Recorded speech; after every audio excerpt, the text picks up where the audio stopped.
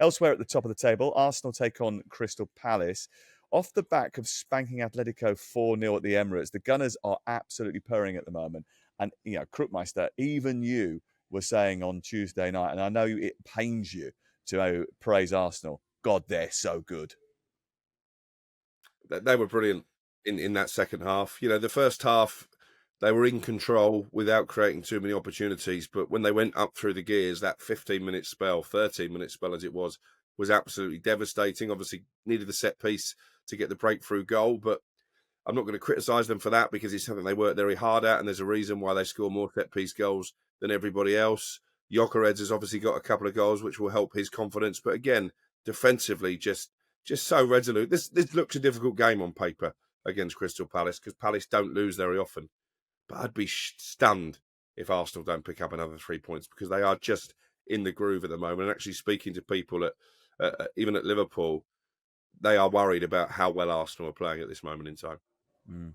I'm going to this game on Sunday, Arsenal Crystal Palace. We're doing Game Day Live from there. And that match follows another European game against Larnaca, which is live on talkSPORT 2 tonight for Crystal Palace. So it may well be that they're a little bit jaded after their European exploits, and Arsenal might be able to take advantage of that. But Scott, 2 goals for Victor Gyokeres, obviously ripped it up in the Portuguese league. He went 9 without a goal.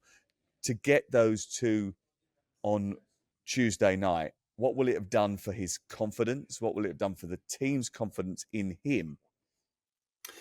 I think they're 2 very different questions there, because I think he's been working very hard for the team, and the teammates, they don't really care who scores the goals. It's only the strikers. You can speak to Troy or Gabby or whoever. They want to be scoring, and they've been doing that all their lives. So in terms of from a teammate's point of view, as a left back, I don't really care who scores. It doesn't have to be me. It doesn't have to be the centre forward, just as long as we win the games.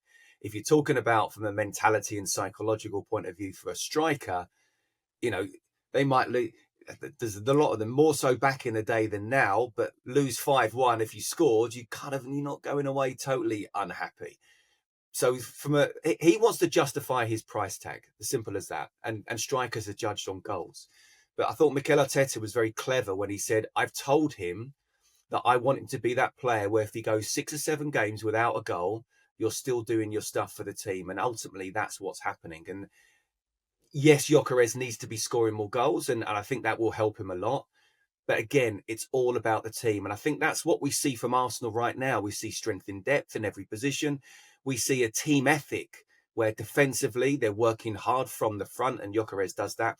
And again, let's not forget that he did a bit of an Isak, didn't he? He did a bit of a Vissa at Sporting. So he's still trying to get up to speed from a physical point of view. He's still not there 100%.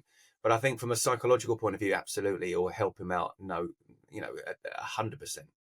Yeah, I was fascinated actually because you and I had a conversation in a car. I was driving back from Port Vale. We were talking about his record in Portugal. I don't know if you remember this. And you said to me, I'm a little concerned that the last few times I saw him in the big games, he hadn't scored loads of goals in Portugal. The Benfica games, the Porto games. And I went back over the course of his whole career there. And actually, the last half of the matches, I think he played 9 matches against the other big members of the big 3, and he didn't score in any of the last 4 games. And then the one previous to that, the only goal he got was a penalty.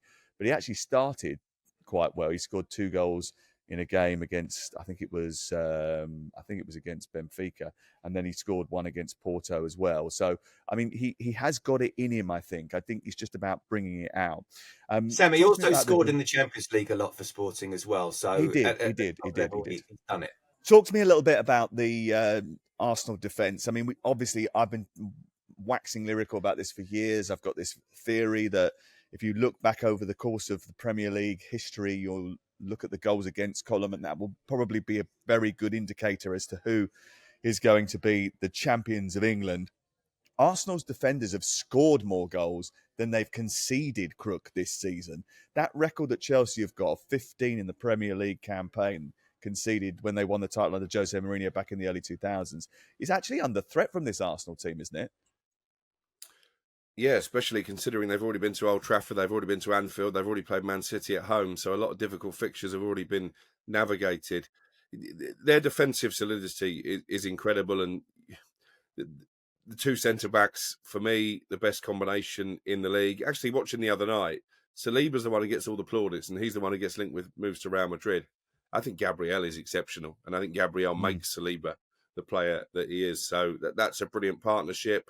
Obviously, Mikel Arteta tends to rotate the fullbacks a bit. He went with Lewis Skelly because I think he wanted him to do that sort of hybrid role where he was carrying the ball into midfield against Atletico. That worked really well for the second goal in particular.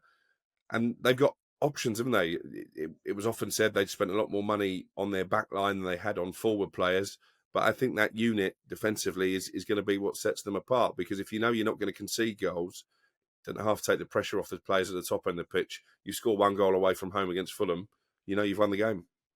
Yeah, and the fact is that whether it's Saliba who makes Gabriel better or Gabriel makes Saliba, I actually believe it's a proper partnership and they make each other better. That combination really works for Arsenal. I think when Saliba was out a couple of seasons ago, Gabriel actually struggled with somebody else alongside him. Actually, when Mosquera has come in this season, he's done quite well in that position.